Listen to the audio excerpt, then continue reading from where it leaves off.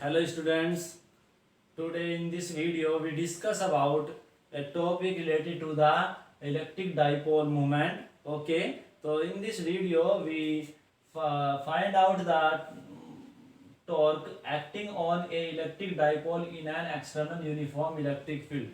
देखिए जब हम डाइपोल की डेफिनेशन को फाइंड करते हैं या आपको पढ़ाया गया है इलेक्ट्रिक डाइपोल की डेफिनेशन जब मैंने आपको बताई थी तो वहाँ पर मैंने कुछ अपनी वीडियो में बताया था कि आपको ये वीडियो कि ये हमने जो डेफिनेशन आपकी इसके लिए ली है वो कहाँ से ली है। तो मैंने वहाँ पर आपको बताया था कि जब हम टॉर्क के लिए आर्टिकल ड्राइव करते हैं यानी कि ये कह सकते हैं कि जब हम एक्सपेरिमेंटली किसी डाइपोल को एक्सटर्नल इलेक्ट्रिक फील्ड में रखते हैं और उसके बिहेवियर को चेक करते हैं तो वो electric dipole external electric field में रोटेट करना शुरू कर देता है। जब रोटेट करता है तो कुछ ना कुछ उस पर टॉर्क होगा। जब टॉर्क को कैलकुलेट करते हैं तो टॉर्क को कैलकुलेट करने पर उसका जो रोटेशन एक पर्टिकुलर क्वांटिटी पर डिपेंड करता है और उस पर्टिकुलर क्वांटिटी को हम बोलते हैं उसका डाइपोल मूवमेंट। तो आज उसी डेफिनेशन की जो डेप्थ है उसी में जाने की कोशिश करेंगे और ये आर्टिकल एग्जाम के पॉइंट ऑफ व्यू से भी काफी इंपॉर्टेंट है। देखिए आर्टिकल का टाइटल क्या है आपका, torque that means movement of force, फोर्सों का घुमाना।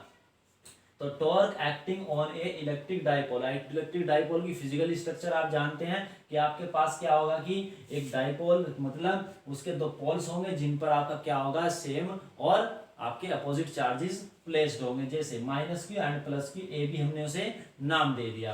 किसमें रखा हुआ, in an external uniform electric field. देखिए एक्सटर्नल मतलब किसी अनदर सोर्स से प्रोड्यूस हुआ है, ठीक है। दूसरा इसमें कहा गया है यूनिफॉर्म। यूनिफॉर्म का मतलब क्या होता है कि उसका मैग्नीट्यूड और डायरेक्शन क्या है, फिक्स है। और आपको बताया गया है कि जो आपका इलेक्ट्रिक फील्ड यदि यूनिफॉर्म है तो उसे हम क्या करते हैं, पैरेलल लाइंस के द्वारा क्या करते हैं, रिप्रेजेंट करते हैं, जिनके बीच का सेपरेशन इक्वल होता है और इनकी लेंथ भी सभी एरोज की इक्वल होगी, डायरेक्शन भी क्या होगी, इक्वल होगी।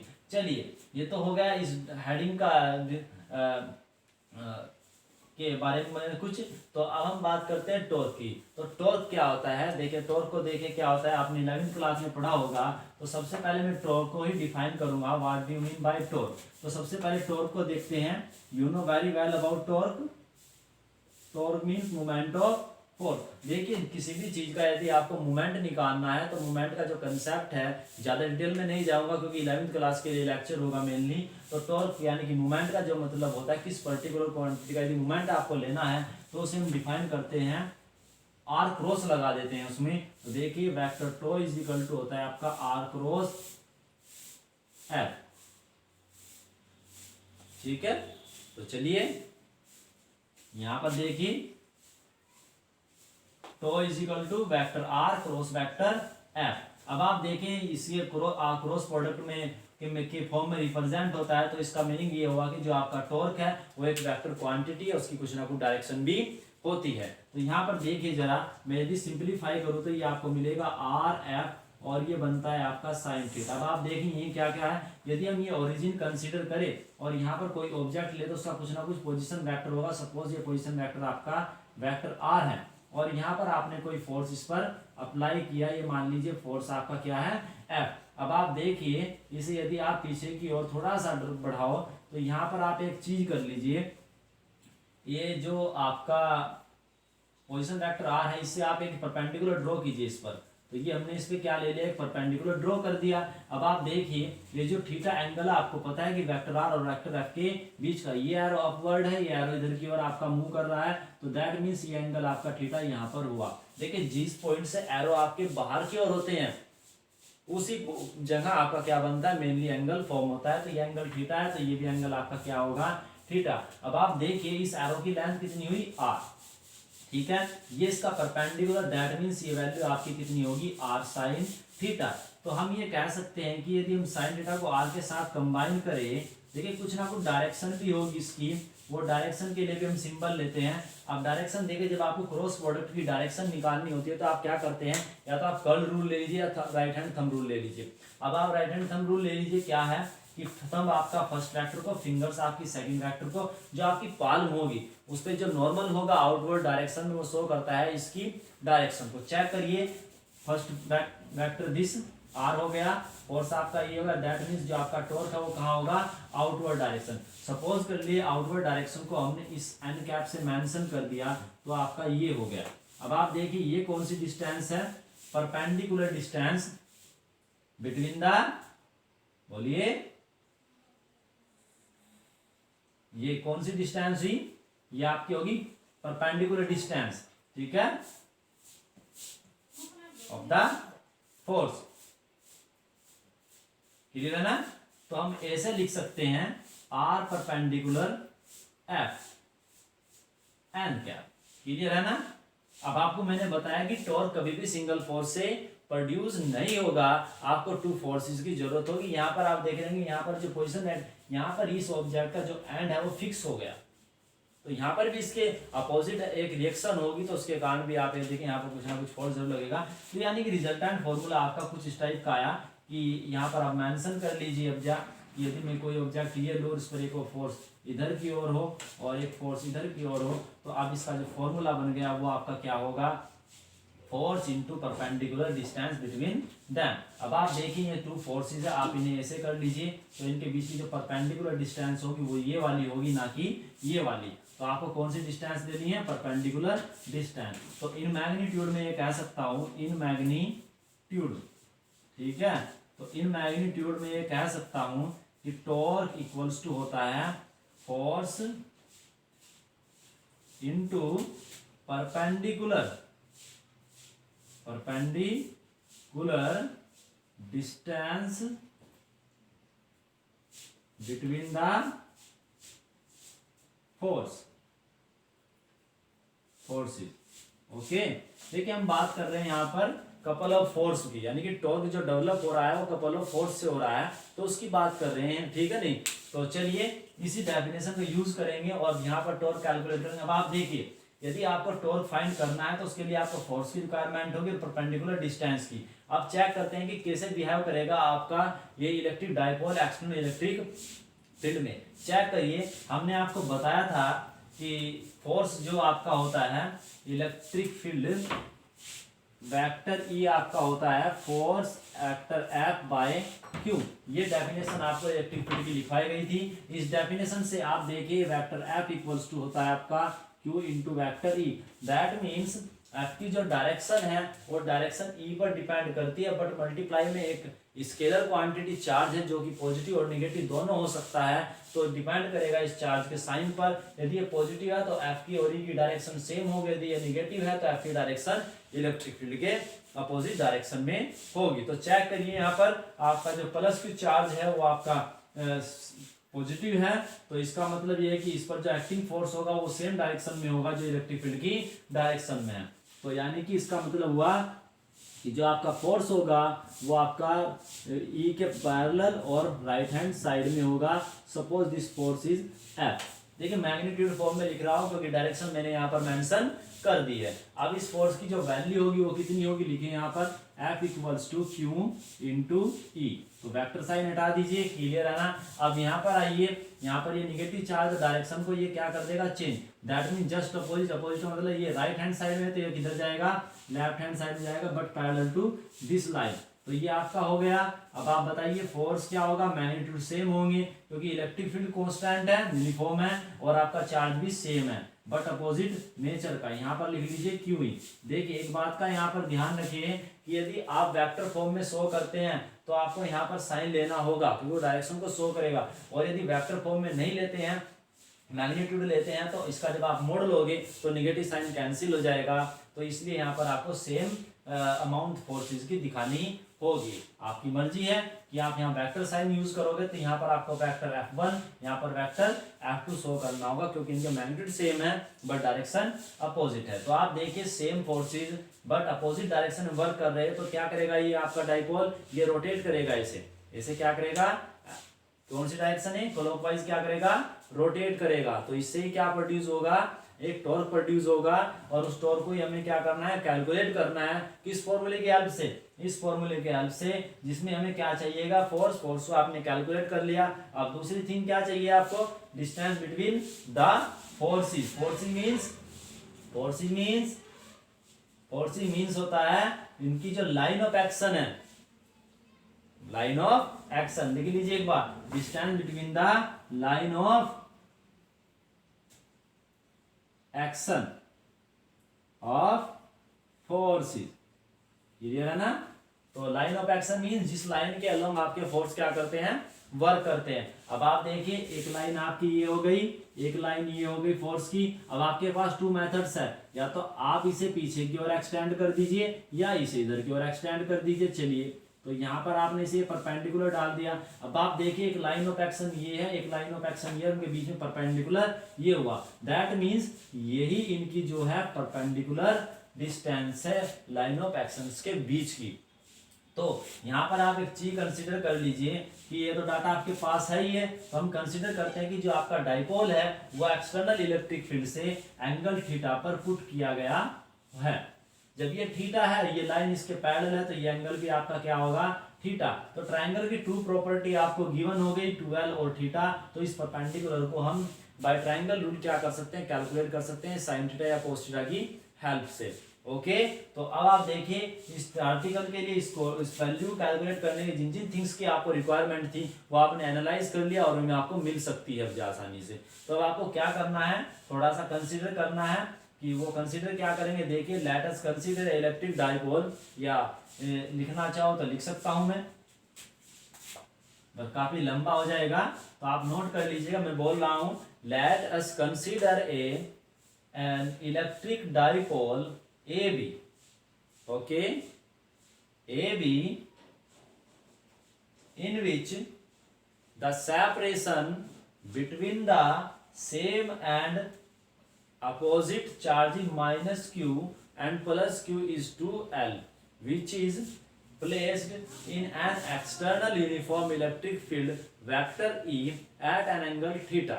After that, external electric field applies electric forces on the electric dipole, okay, and the directions of the forces acting on the charges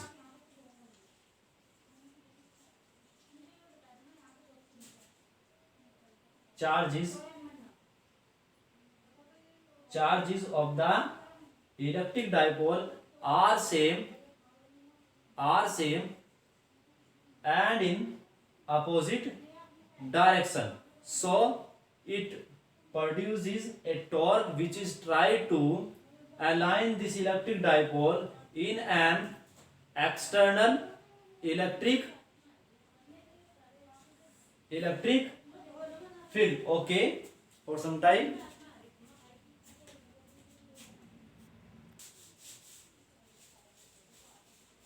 Now we start to find out the expression for electric for torque. So see on the board carefully, okay. चलिए देखिए,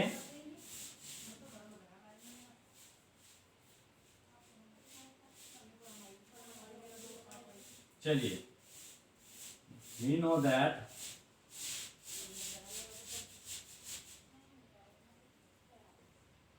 torque, ये T है, मैं symbol ऐसा ही बनाता हूं T का। Torque acting on electric dipole in an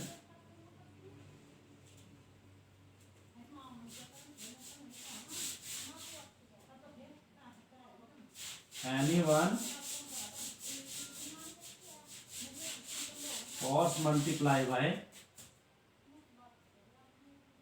perpendicular distance between the line of action of forces। ठीक है, चलिए, force is F and multiply by perpendicular distance between them is BA. Consider equation first. Since F equals to F by Q implies that QE and now in triangle AB M. देखिए यहां पर sine theta equals to B M upon A B implies that bm equals to ab is 2l sin theta. So now from equation first we get tau equals to q e by multiply by 2l sin theta. ये आपका हो गया। देखिए यहां पर आ जाइए तो to equals to, यहां पर देखिए एक क्वांटिटी आपको मिलती है Q इंटू 2L और दूसरी क्वांटिटी आपको मिलती है इंटू में आपको E और मल्टीप्लाई में आपको मिलता है साइन थीटा। ये आपको मैग्नीट्यूड मिलता है इलेक्ट्रिक और torque acting on a electric dipole. Okay, now see on the board carefully this expression. A is fixed, external field, sin theta is the angle between the this line and this. अब यहाँ पर आप देखिए कि torque एक property पे depend करता है इसकी डाइपोल की प्रॉपर्टी क्या है आप देखिए इस कंबाइन फॉर्म में। यदि डाइपोल की आप इन दोनों में से किसी भी एक प्रॉपर्टी को चेंज करते हैं, चाहे तो आप चार्ज को चेंज कीजिए या 12 को चेंज करते हैं, तो उस कंडीशन में आपका टॉर्क चेंज हो जाएगा। ये आपकी डाइपोल की अपनी एक इंट्रिंसिक प्रॉपर्टी है। जैसे HCl हुआ, HBr हुआ, HI हुआ, इन सभी मॉलिक्यूल्स की जो बॉन्ड लेंथ है वो डिफरेंट है और ये बॉन्ड लेंथ एक तरीके से आपके 12 होती है। ठीक है, तो सभी डाइपोल्स की जो ये प्रॉपर्टी है डिफरेंट होगी, तो ये कह सकते हैं कि जो टॉर्क है वो सेम एंगल्स पे सेम इलेक्ट्रिक फील्ड का सभी मॉलिक्यूल्स में क्या होगा, डिफरेंट होगा। इसका मतलब यह है कि ईच डाइपोल की ये एक अपनी इंट्रिंसिक प्रॉपर्टी है। तो ये प्रॉपर्टी डिफाइन करती है कि कोई मॉलिक्यूल कितना सेंसिटिव होगा किसी इलेक्ट्रिक फील्ड में, इसलिए इसे बोलते हैं इस क्वांटिटी को उस पर्टिकुलर डाइपोल का इलेक्ट्रिक डाइपोल मूवमेंट। ओके, ये तो है इसकी जो फॉर्मूला आपको बताया। अब आती है बात डायरेक्शन की। अब आप देखिए टॉर्क आपका एक वेक्टर क्वांटिटी है और यहां से आप फोर्स की डेफिनेशन से एक्सप्लेन कीजिए what is the direction of torque. तो टॉर्क की जो डायरेक्शन है आपको अभी चेक कराया गया था कि जैसे आप फोर्स अप्लाई करोगे तो ये ऐसे रोटेट करेगा। क्लियर है ना? तो अभी आपको बताया गया था कि जब वो ऑब्जेक्ट आपका ऐसे रोटेट कर रहा था, तो यहाँ पर हमने पोजीशन वेक्टर भी ले लिया था, तो ऐसे रोटेट कर रहा था। तो ये आप देखिए, तो ऐसे रोटेशन में क्या होगा, ये देखिए आप इस तरीके से आप फिंगर्स यदि आप कर्ल करो, जो रोटेशन है इसका उस डायरेक्शन यदि फिंगर्स को कर्ल किया जाए तो जो थंब की डायरेक्शन है वो डायरेक्शन किसे शो करती है, आपकी टॉर्क की डायरेक्शन को। ठीक है, तो आप देखिए आपका जो टॉर्क, ये जो आपका डाइपोल है वो इस डायरेक्शन में टॉर्क रोटेट हो रहा है, कर्ल हो रहा है। तो आप फिंगर्स को ऐसे कर लिया, टॉर्क की डायरेक्शन आपकी इनसाइड है। क्लियर हुआ ना? अब आप देखिए कैसे डिसाइड करें साइड रूल से।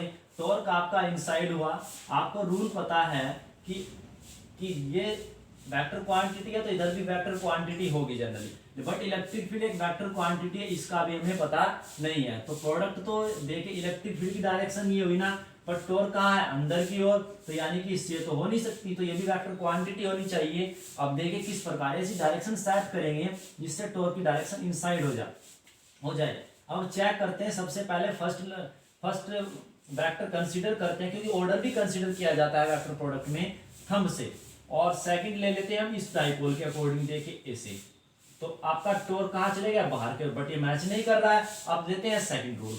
अब हम करते हैं कि थंब लेते हैं इस क्वांटिटी के अकॉर्डिंग Q इंटू 12, तो यानी कि 12 ये वाला है ना, इसके अलोंग ले लीजिए और फिंगर्स ये, तो आप देखिए नॉर्मल कहाँ गया, अंदर की ओर, इनसाइड हुआ ना, दैट मीन सिचुएशन सेट है।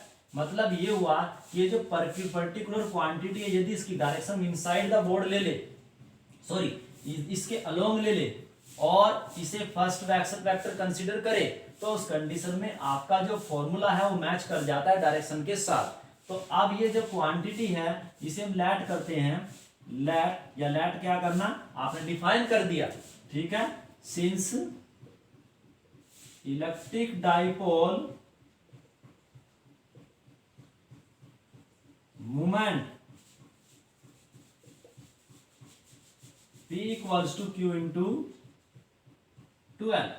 देखिए अभी क्योंकि डेफिनेशन आपने पढ़ ली है, बट रीजन मैंने आपको बता दिया कि हम क्यों इसकी डेफिनेशन ये देते हैं, ठीक है। अब आप पुट कर दीजिए वैल्यू, चलिए, इंप्लाइज दैट, अब आप देखिए tau will be equals to P E sine theta. देखिए जनरल फॉर्मूला तो आपका यही हो गया, अब वेक्टर फॉर्म में डिफाइन कर दीजिए इन वेक्टर फॉर्म। तो आपको अब जब पता चल गया होगा कि हमने जो डायरेक्शन मेंशन की है वो किस प्रकार से हो गई, P क्रॉस E, ये हो गया ना।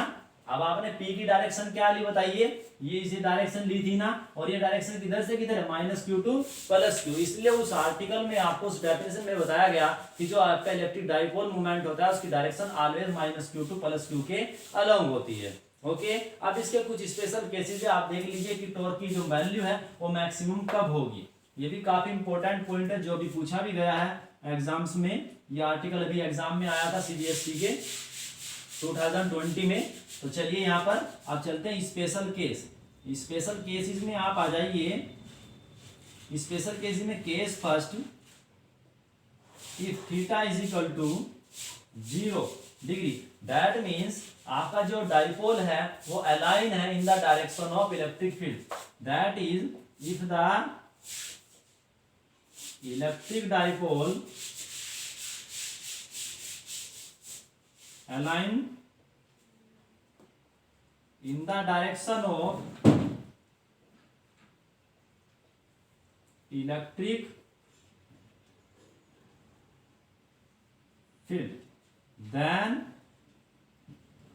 आपका जो देखिए जो थीटा 0 है तो साइन थीटा की वैल्यू दैट मीन 0 क्या होगा, 0। सो इसलिए tau acting on the dipole will be 0, okay ना। और मैग्नीट्यूड की बात की जाए तो ये आपका क्या होगा, टो मिनिमम वैल्यू होगी, ओके। तो ये मिनिमम वैल्यू हुई आपकी tau equals to 0। And now second case is,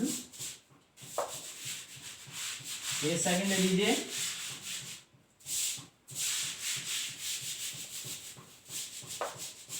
case second देखिए क्या है,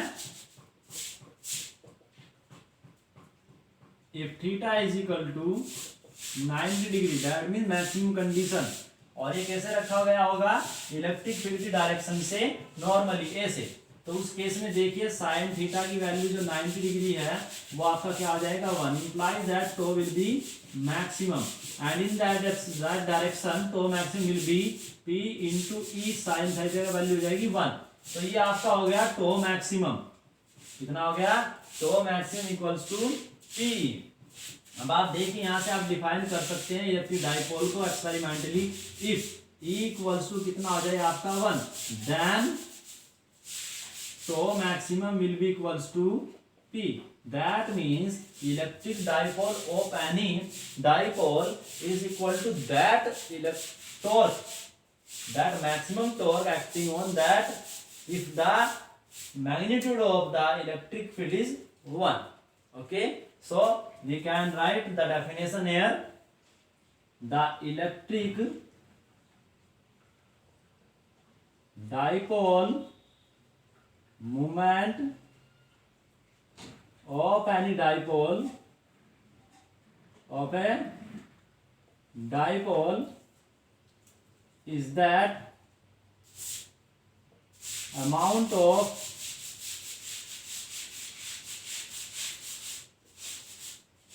torque, maximum torque acting on that dipole if it placed